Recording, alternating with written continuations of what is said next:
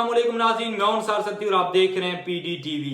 सबसे बड़ा सवाल आम इंतखाबात 2024 में जीत किसकी होगी और कौन बनेगा अगला वजीर आजम।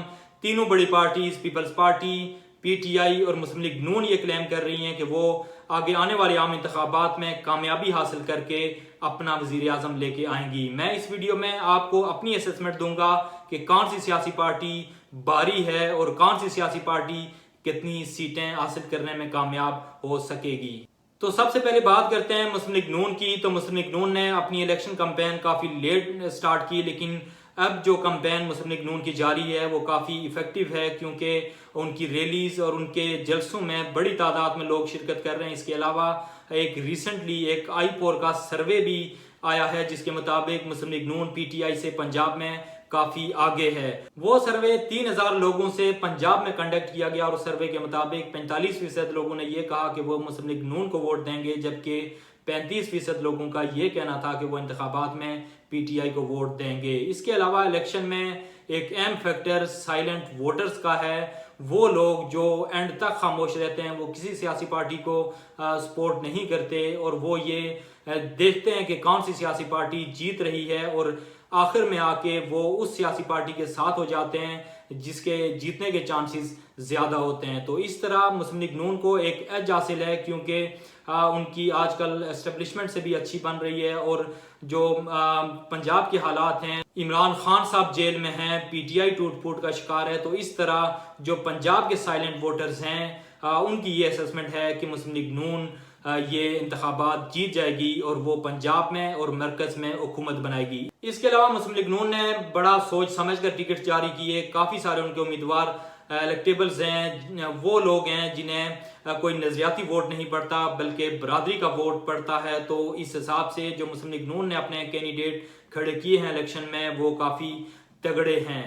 इसके अलावा मुस्लिम लीग नून नवाज शरीफ को चौथी बार वजीर आजम बनाने का बयानिया आगे लेके चल रही है, जबकि दूसरी तरफ शहबाज शरीफ भी खुद को अगले वजीर आजम के तौर पे पेश कर रहे हैं और मरियम औरंगजेब उनकी मार्केटिंग कर रही हैं और शहबाज शरीफ यूथ कन्वेंशन से खिताब भी कर रहे हैं। और अगर जो खारजा मामलात हों, जैसे कि ईरान ने पाकिस्तान पर हमला किया था, तो उस पर शहबाज शरीफ ही थे मुस्लिम लीग नून से जिन्होंने ट्वीट किया था, और जबकि नवाज शरीफ की जानिब से कोई स्टेटमेंट ईरान और पाकिस्तान के दरमियान जो कशीदा सूरत हाल थी उसके बारे में सामने नहीं आई।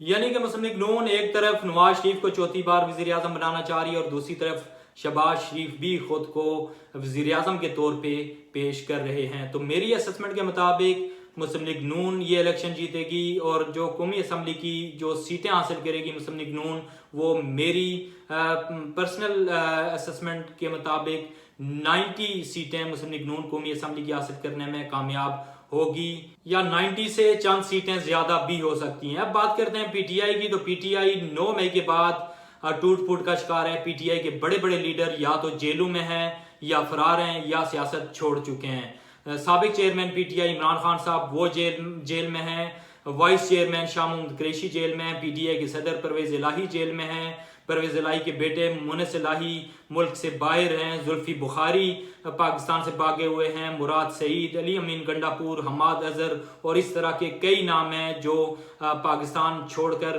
भाग चुके हैं या वो पाकिस्तान में कहीं पे रूपोश हैं। तो इसलिए PTI के पास तगड़े कैंडिडेट्स नहीं हैं और 50% से ज़ायद टिकट्स PTI की जानिब से वकला को दिए गए हैं। और वकला जो पहली बार इलेक्शन में हिस्सा ले रहे हैं उनका इलेक्टोरल पॉलिटिक्स का कोई एक्सपीरियंस नहीं है।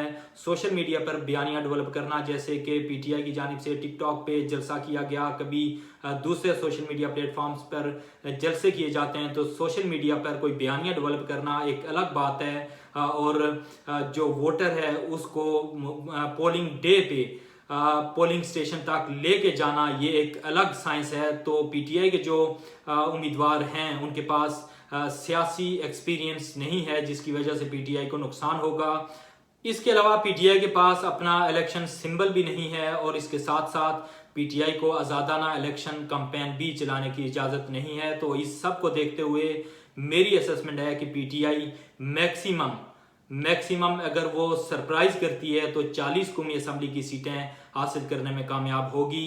अब बात करते हैं पीपल्स पार्टी की। तो chairman people's party Bilawal Bhutto हर तकरीर में मुस्लिम लीग नून और नवाज शरीफ को तनकीद का निशाना बना रहे हैं। बिलावल भुट्टो कहते हैं कि नवाज शरीफ अगर इक़्तिदार में आए तो इंतकाम लेंगे।